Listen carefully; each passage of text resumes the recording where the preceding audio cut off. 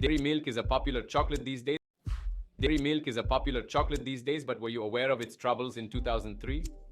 Friends, this chocolate had major issues in the year 2003 in October. Just about a month before Diwali in 2003, several customers opened up this chocolate and found worms inside it. The food agency pointed fingers at the company's unhygienic and improper packaging for this controversy. Sales decreased by 25 to 30%, but the company effectively managed this crisis and tactically changed the packaging of their chocolate. They moved to double wrap packaging using plastic on the outside and aluminum foil on the inside. They invested 15 crore rupees in imported machinery for making this packaging. Their costs increased by 10 to 15%, but they didn't raise the price of the chocolate.